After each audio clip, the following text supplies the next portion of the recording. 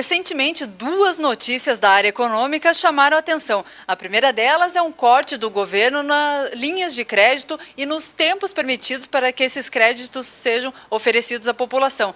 A outra é que o governo está anunciando corte nos gastos públicos para o ano de 2011. Professor Judas, como essas duas notícias vão impactar na nossa economia?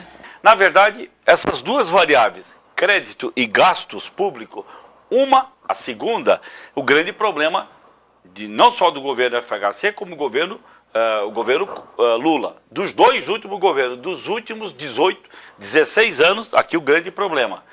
Este aqui, no governo Lula, foi o indutor realmente do crescimento. É bom deixar claro que o país esse ano vai ter uma taxa de crescimento entre 7% e 7,5%. Fundamentalmente, dá para dizer que 90% centrado no crédito que foi facilitado. Então o governo realmente facilitou o crédito, gente comprando carro com 80 meses, eletrônicos com 36 meses e assim por diante. Só que essa turma se endividou e está chegando num momento que está começando uma preocupação, inclusive, para o governo. Que fez o governo recentemente? O compulsório, que é aquele... É um recurso que o governo arrecada, tira dos bancos e internaliza, leva para o Banco Central. Quanto maior o percentual que os bancos têm que recolher, menos dinheiro ficam os bancos. A última decisão do governo é de retirar 61 bilhões de reais, o que não é muito pouco.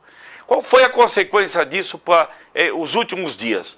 Duas fundamentais. Primeiro, os bancos têm menos dinheiro para emprestar. Segundo, o tempo de prestação diminuiu. E o terceiro, aumentou substancialmente. Hoje, já se comenta que até 30% na taxa de juro, o percentual de aumento. Ou seja, crédito menor, mais caro, e os bancos com mais dificuldade de terem recurso para estar emprestando. Para que isso? Para segurar o consumo. Porque neste momento está se falando muito, a preocupação número 1 do governo está em cima da inflação, cujo percentual está acima da média. Mas está acima da média por 90%. Qual é o causador desse aumento da inflação? Os alimentos. Só que para alimentos não adianta reduzir crédito e aumentar a taxa de juro. Porque quando você vai ao supermercado comprar 1 quilo de arroz ou de feijão, você não chega lá e pergunte em quantas prestações eu vou pagar esse quilo de arroz ou de feijão. Então, aumentar o juro em pouco contribui para combatermos a inflação. Está tudo errado, diga-se de passagem. Mas como o governo se preocupa com a inflação, nesse momento ele quer segurar o crédito, que é o grande indutor do consumo. É o consumo das pessoas que está aumentando a demanda e, de certa maneira, provocando esse aumento de preço. O segundo aspecto, gastos públicos. Finalmente está caindo a ficha do governo, porque quem tem filho e o filho vive de mesada, o que a gente pede? Filho, filha, gaste só a sua mesada. Porque se o filho gastar mais do que a mesada, vai ter que pedir para a vovó, para o titio, ou vir para o papai e para a mamãe pedir mais dinheiro. O governo é a mesma coisa. O governo simplesmente ele administra os recursos que recebe via os impostos. Ora, se sistematicamente ele gasta mais do que arrecada, só tem um caminho. Ele ir pedir para a titia, para a vovó. Quem são as titias, vovós ou papai? Somos todos nós, 192 milhões de brasileiros, que compramos títulos do Tesouro para financiar a gastança do governo. Está caindo a ficha do governo que não é mais possível aquele filhinho sair gastando tanto quanto está gastando todo dia. Está na hora do governo, e eu gosto sempre de citar, que há 4 itens que não tem nada a ver com investimento, porque quando o governo investe, eu aplaudo.